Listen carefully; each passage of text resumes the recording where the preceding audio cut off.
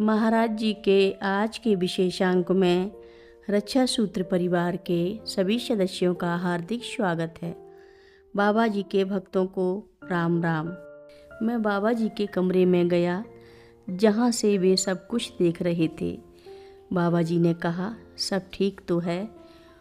और बाबा जी ने कहा, उसे उसका वास्तविक रूप न दिखाया गया होता तो वह सबके लिए परेशानी उत्पन्न करता।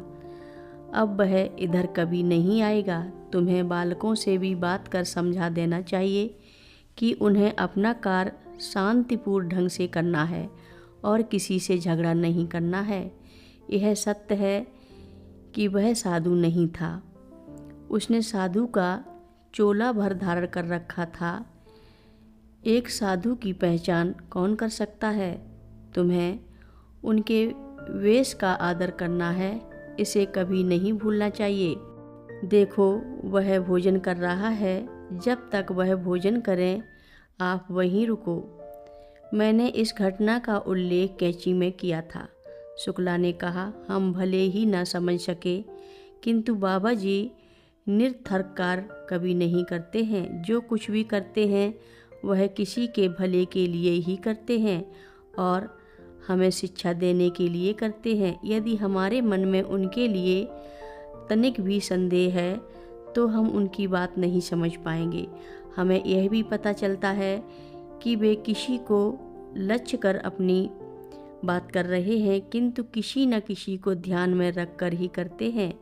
संत लोग वास्तव में शास्त्रों के भाव और सत्संग के मूर्त रूप हैं जिस पर वे अभ्यास कराते हैं। शास्त्रों से श्लोक आदि यद्यपि उल्लेख नहीं करते हैं किंतु उसे व्यवहारिक जीवन में उतारने के लिए प्रयत्नशील रहते हैं। 20वीं सदी के पूर्वार्ध में शायद 1924 में प्रयाग में अर्ध कुंभ मेला हुआ। साधुओं, यात्रियों, आगंतुकों और पर्यटकों का बहुत बड़ा जमघट था। बहुत बड़े संत महात्मा थे जो अपने शिष्यों के साथ सभी को भोजन करा रहे थे।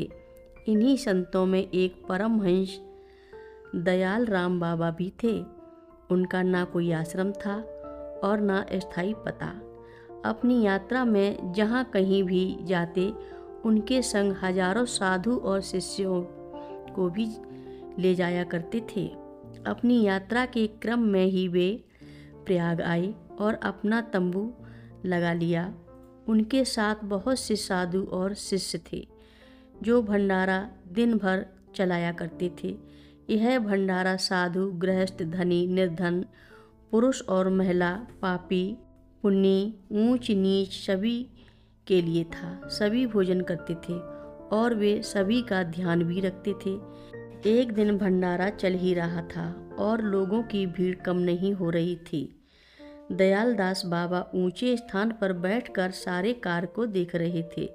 वे सबका स्वागत करते, सबकी बातें सुनते और सभी को संतुष्ट कर रहे थे। उनके हाथ दान लेकर उसे दूसरों को दे देने में व्यस्त थे। उनके पास केवल उनका कमंडल बचा था। वह स्थान जहाँ वे बैठे थे साधारण था। उसमें ना कुछ लिखा था न कुछ सजावट की गई थी। लोगों को देखकर धोखा हो सकता था, यही उनका कार्य था। वे आपको आनंदपूर्वक भोजन कराकर ही जाने देना चाहते थे और हर एक व्यक्ति को छोड़कर उनकी प्रशंसा ही करते थे। वे वास्तव में साधु थे।